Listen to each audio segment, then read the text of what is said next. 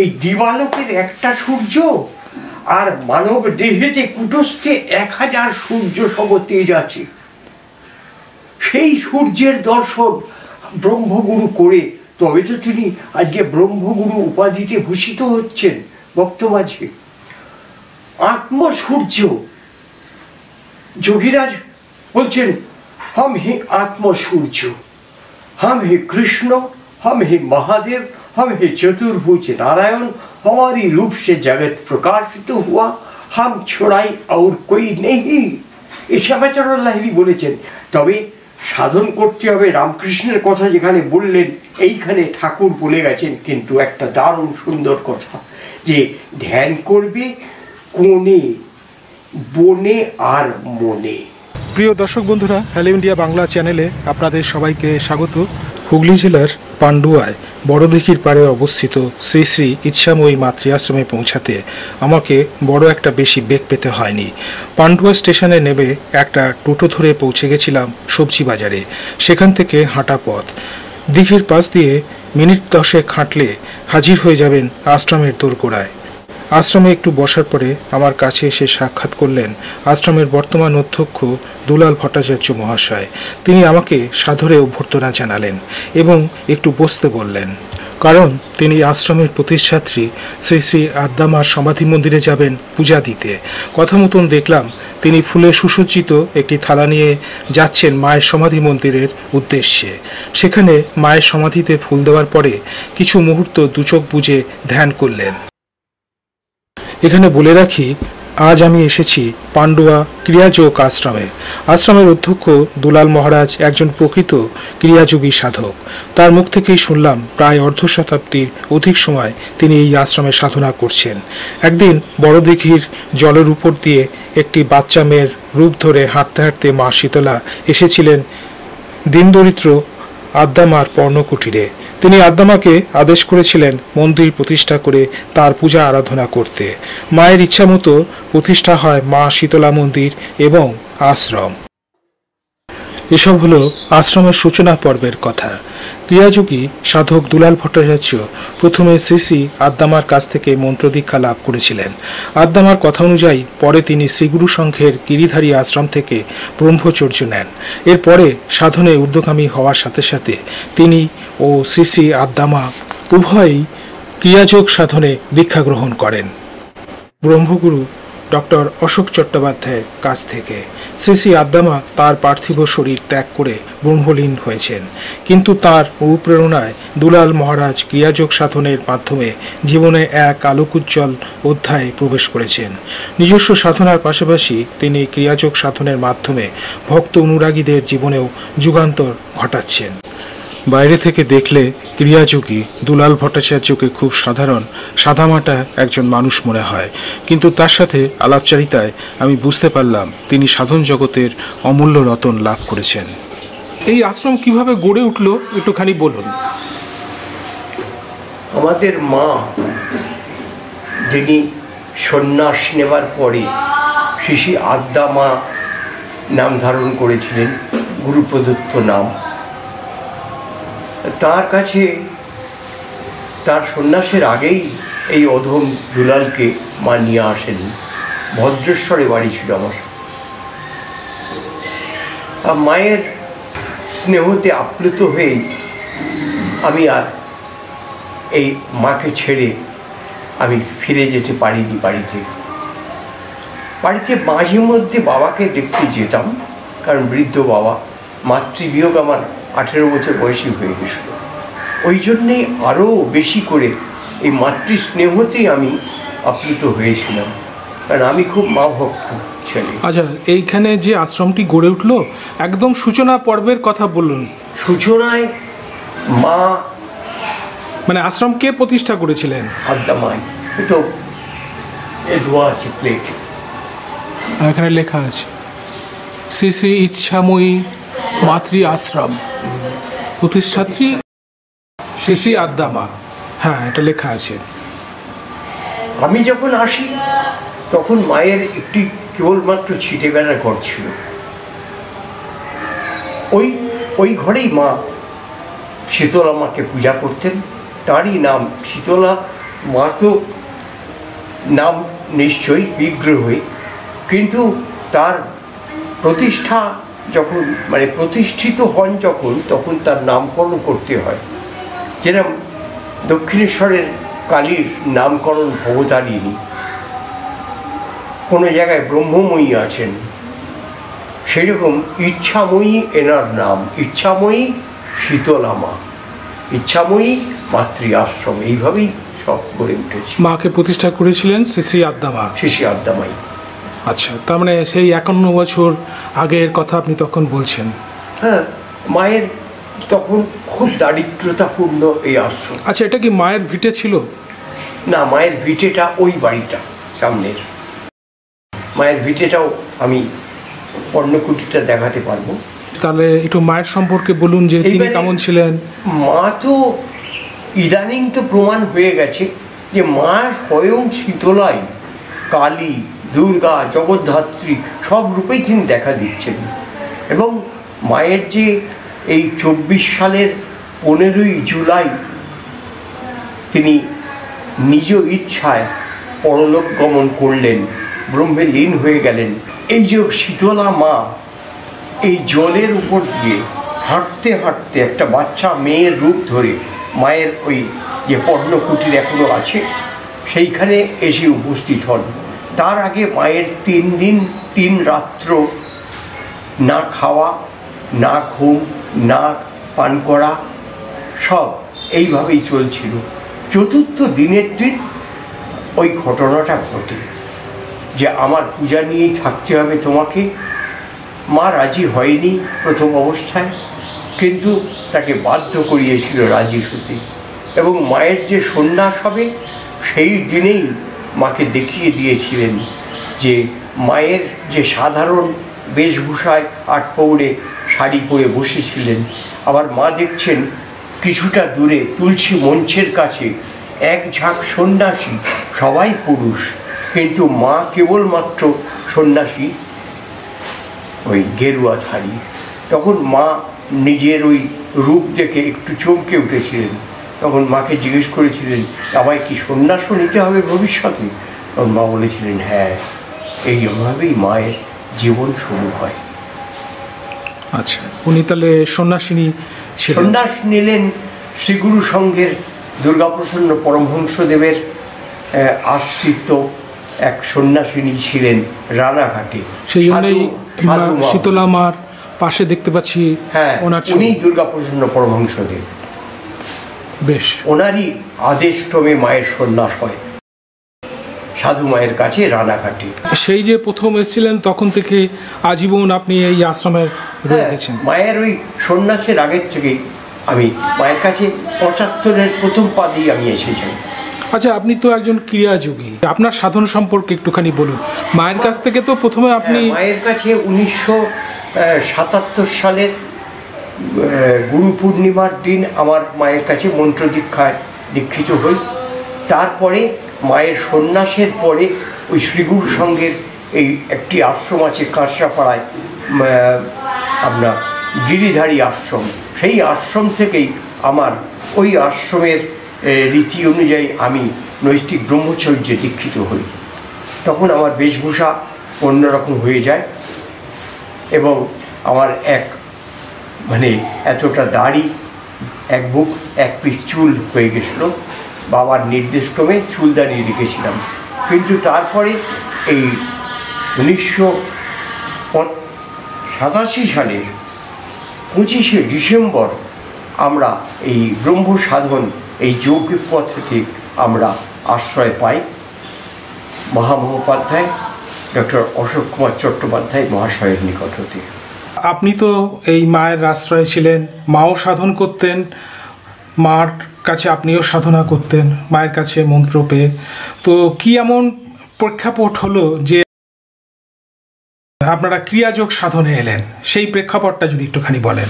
প্রথম কথা বলতে গেলে, ছোটবেলায় যখন বাড়িতে থাকতাম, মায়ের কাছে আসেনি, তখনই ভারতের সাধকে যোগীরা শ্যামাচরণ লাহিড়ীর জীবনীটা পড়েছিলাম। সেই থেকেই শ্যামাচরণ লাহিড়ীর প্রতি একটা ভালোবাসা জন্মেছিল হৃদয়ে। কিন্তু কিভাবে কোথায় কি করলে যোগাযোগ হয় এটা পাচ্ছিলাম না।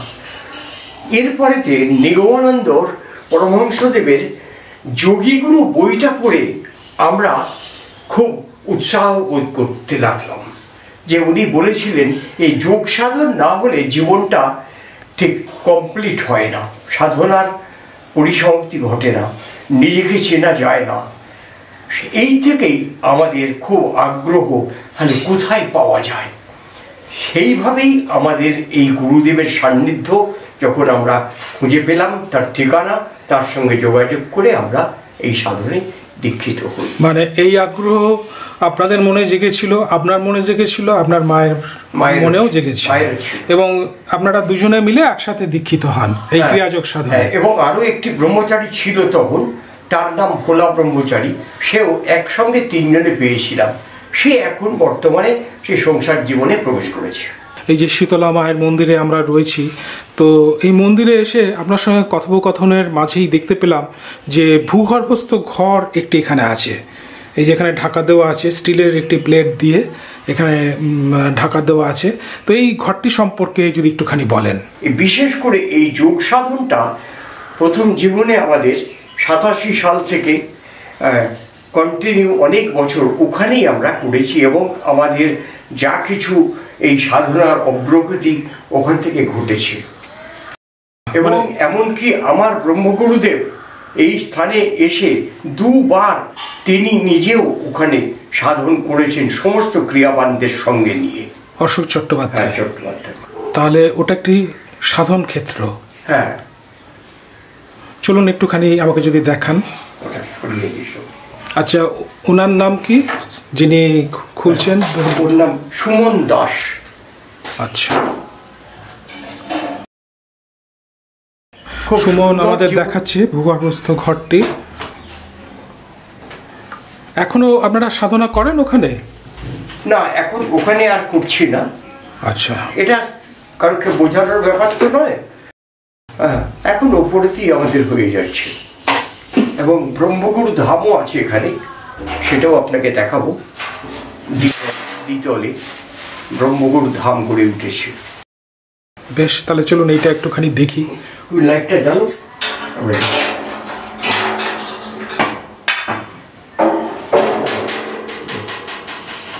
স্টিল প্লেটের দরজা খুলে আশ্রমিক সুমন একটি কাঠের সিঁড়ি বেয়ে অনায়াসে নেমে গেলেন ভূগর্ভস্থ ঘরে। এই স্থানটা তো এটা গোপন, কারোকে আমরা প্রবেশ করতে দিই না। সেই হিসেবে আপনি ওপর থেকেই এর ছবিটা, ওই অন্ধকার আচ্ছন্ন অবস্থাটাই আপনি নিয়ে যান। মাটির নিচের ঘরটি দেখানোর পরে সুমন উপরে উঠে এলো। এ ধরনের ভূগর্ভস্থ ঘর আমি অন্য আশ্রমেও দেখেছি। আমার ধারণা ভূগর্ভস্থ ঘরে খুব সহজে তীব্র মনোসংযোগ হয়।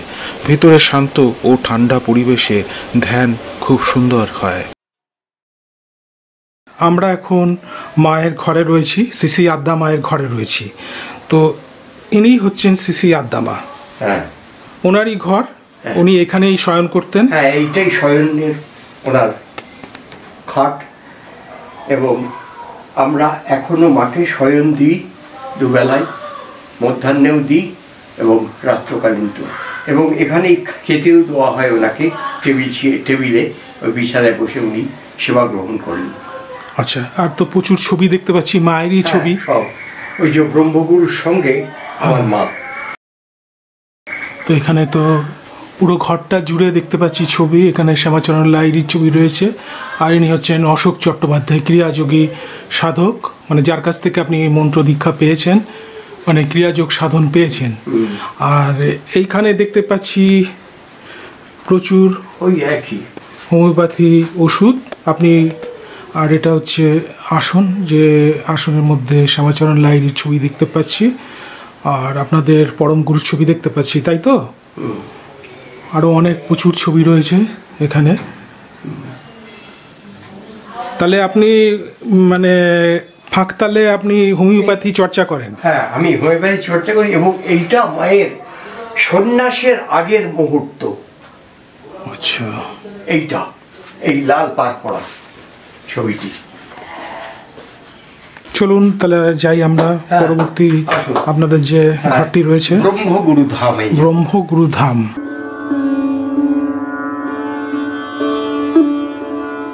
ব্রহ্মগুরু ধাম এই বিষয়টা যদি একটুখানি বলতেন। বলবো। হ্যাঁ চলুন, আপনি ওপরে, আমি বেশ চলুন। এই দিকটাই আমাদের এর বারান্দা, পাশেই রান্নাঘর।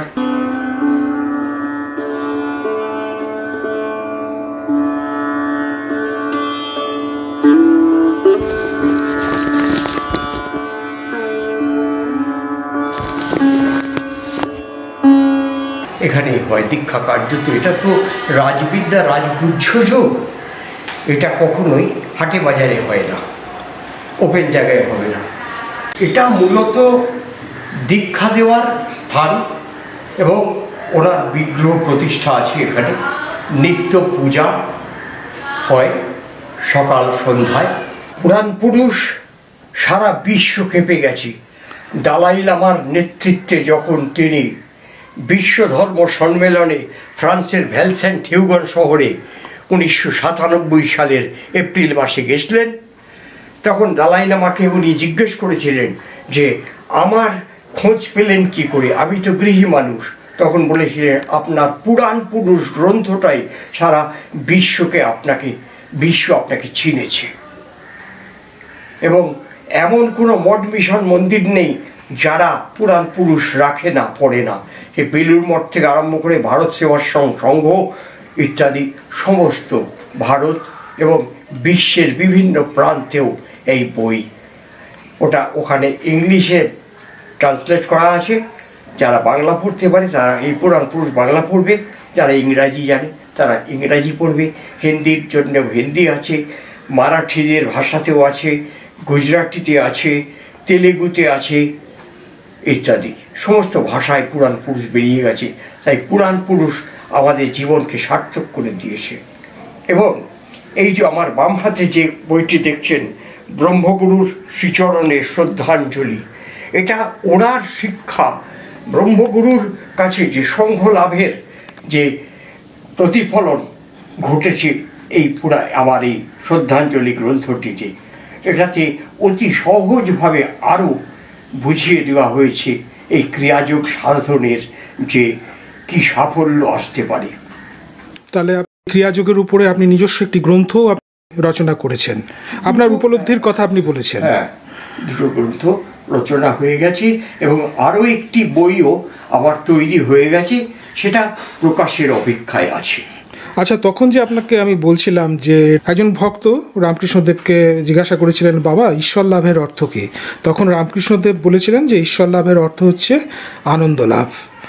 তো এ বিষয়ে আপনার বক্তব্য কী বলুন। ঠাকুর রামকৃষ্ণের উপরে তো কথা বলাটা ঠিক আমার সাজে না, কারণ আমিও ওনাকে শ্রদ্ধা করি, ছোটোবেলা থেকেই ওনাকেও খুব শ্রদ্ধা করে এসেছি। কিন্তু তথাপিও আজকে আমার এই ব্রহ্মগুরুর নিকট ব্রহ্মসাধন প্রাপ্তির পরে ওনার শিক্ষার বলে যে শিক্ষাটা আজকে পেয়েছি, ঈশ্বর শব্দটা বা ভগবান শব্দটা রামচন্দ্রের গুরুদেব বশিষ্ঠ মুনি বলেছেন তার যোগবাতিষ্ঠ রামায়ণে, যে প্রাণহি ভগবান ঈশ্বর। প্রাণী সবার ভেতরে ভগবান এবং ঈশ্বর। প্রাণ বিষ্ণু পিতামহ, প্রাণেন ধর্যতে লোকঃ সর্বং প্রাণময়ং জগৎ। তাই ব্রহ্মগুরুর শিক্ষা, যোগীরাজের পরম্পরায় যেটা হয়ে আসছে, আমরা প্রাণের সাধক, প্রাণের পূজারী, সবার প্রাণ এক। তাই আমাদের কাছে হিন্দু, মুসলমান, খ্রিস্টান, জৈন, বৌদ্ধ এসব ভেদাভেদ আমরা করি না, কেননা সবার ভেতরে এক প্রাণ। আর এই যে হিন্দু, মুসলমান, খ্রিস্টান এ সমস্ত ম্যানমেড, আমার গুরুদেব বলে গেছেন ম্যানমেড, কেননা এক প্রাণ সবার ভেতরে। হ্যাঁ, ওই জন্যে রক্তের প্রয়োজন যখন হয়, আমরা যখন ব্লাড ব্যাংকে যাই রক্ত নিতে, সেই রক্তটাকে কি প্রমাণ দেওয়া যায় যে এটা হিন্দুর রক্ত, মুসলমানের রক্ত, খ্রিস্টানের রক্ত? তাহলে ওখানে যেখানে ভেদাভেদ থাকে না, তাহলে মানুষে মানুষে এত ভেদাভেদ কেন এলো? এগুলো আমরা অন্তত ভালোবাসি না। তাই আমার কাছে সবার আগমন। তাই মায়ের যখন আমার যখন সমাধি মন্দির করা হচ্ছে, তখন মাকে দর্শন করতে হিন্দু মুসলমান আমাদের পাশাপাশি হিন্দুস্থানি, তারপরে সাঁওতালরা সব এসেছিল, কেননা মা সবাইকে ভালোবাসত। তো আপনি বলছিলেন যে ঈশ্বর লাভের অর্থ হচ্ছে পরম ব্রহ্ম লাভ। পরম ব্রহ্ম মানে প্রথম নিজের প্রাণকে, প্রাণের তো সাধন, এই প্রাণের সাধনটা, এর কথাটা সম্পূর্ণরূপে ভগবান কৃষ্ণ গীতাতে লিখে রেখে গেছেন।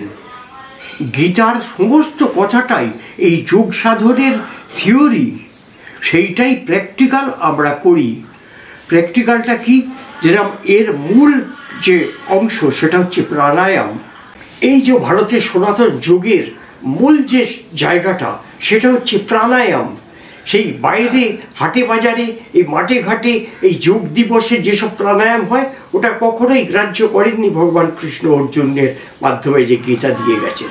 সেখানে বলা আছে তার থিওরিতে, অপানে জুহতি প্রাণং প্রাণে অপানং তথা পরে প্রাণ অপান গতিরুদ্ধা প্রাণায়াম পরায়ণা। এই অবস্থা সম্পন্ন হতে হবে। সেই প্রাণায়াম সম্পূর্ণ গুরুমুখী বিদ্যা, কেউ দেখাতে পারবে না। এবং যত মঠ মন্দিরের আশ্রম, মঠ মন্দিরের সাধু সন্ন্যাসী ইত্যাদি বৈষ্ণবরা, তারা যদি এই সাধন যদি না পায়, আমার মতে, আমার ব্রহ্মগুরু সেবাচরণের মতে, তাদের জীবন হয়তো অসমাপ্ত থেকে যাবে। তার মানে ক্রিয়াযোগ সম্পর্কে যতটুকু ধারণা আছে বলতে পারি যে এটা নিঃশ্বাস প্রশ্বাসের ক্রিয়া। হ্যাঁ, আর এই যে আমরা যখন গর্ভে থাকি সবাই, সেটা রামপ্রসাদ তার গানে কি বলে গেছেন, গর্ভে যখন যোগী তখনই, কিন্তু ভূমে পড়ে খেলাম মাটি। কেন মাটি হয় না? তখন আমরা ইরা পিঙ্গলায় আমরা চালিত হই শ্বাস প্রশ্বাসকে নেওয়া ফেলা। এই 24 ঘন্টায় 21,600 বার শ্বাস টানা এবং ফেলা হয়। এইটাকে ক্রিয়াযোগের মাধ্যমে যোগীরাজ শ্যামাচরণ লাহিড়ী সেই জায়গায় পৌঁছে বলছেন, আব শ্বাসা ন লেনা ন ফেকনা ধন্য ভাগ জিসকো ইহো হয়ে। কুম্ভক কেবল অবস্থার কথা বলছেন। ওই কেবল কুম্ভকটা দুটো নাক টিপে অনেকে পড়ে থাকে, কিন্তু না, দুটো নাক খোলা আছে, ও থাক, ইরা পিঙ্গলা নয়। সুষুম্না মার্গের সাধন এটা। এই সুষুম্নাকে পেতে গেলে যে সাধন করতে হয় সেটাই ভারতের সনাতন যোগ এবং গীতার শিক্ষা। উপনিষদেও লেখা আছে, চণ্ডীরও অর্থ তাই বলেছে। এমনকি যোগীরাজ শ্যামাচরণ লাহিড়ী 26টা ধর্মগ্রন্থকে, তার ইরান মিনিংটাকে, এই যোগকেই প্রাধান্য দিয়ে গেছেন। তাই শাস্ত্রে বলা আছে, প্রাণায়াম মহাধর্ম বেদানমপ্যগোচর। বেদেরও অগোচর যে প্রাণায়াম, সেই প্রাণায়াম প্রত্যেকের ঘরে ঘরে সবাই অভ্যাস করুক, তবেই জীবন সার্থক হবে। এই যে আপনি আপনার ক্রিয়াযোগ সাধনের কথা আপনি বললেন, মূল সারাংশ সেটা হচ্ছে যে প্রাণকে স্থির করা, প্রাণকে ধ্যানের মাধ্যমে। ধ্যানের যদি কথা আপনি বলেন, তাহলে ধ্যানটা আমি পুরোপুরি বলে যাচ্ছি প্রথম থেকে। এটা হচ্ছে অষ্টাঙ্গ যোগের অন্তর্গত এই যোগ সাধনটা। যম, নিয়ম, আসন, প্রাণায়াম, প্রত্যাহার, ধারণা, সপ্তম স্তরে ধ্যান, অষ্টম স্তরে গেলে সমাধি হয়। ধ্যানের ডেফিনেশনে কি বলা আছে, ধ্যানাবস্থিত তদ্গতেন মনসা। মনসা মানে মন, তদ্গত হয়ে যায় মন নিজেরই একটা কোনো জায়গায়, সেই জায়গাটার নাম কুটস্থ, সেই থার্ড আই, সেটাই তৃতীয় নয়ন। ওই তৃতীয় নয়নকে ধরেই, কেননা চক্ষুরুন্মিলিতাং যেন তস্मै শ্রী গুরবে নমঃ বলা আছে গুরু প্রণামে। কিন্তু কোন চোখ? এ তো উন্মিলিত আছেই। এই তৃতীয় নয়নের উন্মিলন যিনি ঘটিয়ে দিতে পারেন তিনিই তো গুরু। সেই স্থানে প্রাণবায়ুকে এবং মন সমস্ত আবদ্ধ হয়ে যাবে। সেই অবস্থাটাই হবে আত্মজয়ী, প্রাণজয়ী, আত্মজ্ঞানী তাকেই বলে। এবং তিনি হচ্ছেন আত্মা রাম, আর এরই হচ্ছেন প্রাণকৃষ্ণ। তাই কৃষ্ণ এবং রাম উভয়েই দুজনেই সদা সর্বদা প্রত্যেক প্রাণীর কুলের ভেতরেই আছে। আর প্রাণীর শ্রেষ্ঠ মানব কুলের এই ক্ষমতা আছে তাদের উপলব্ধিতে আনার, আর কোনো পশু কুলের মধ্যে ওটা নেই। তাই প্রাণীর শ্রেষ্ঠ মানব কুলকে বলা হয়।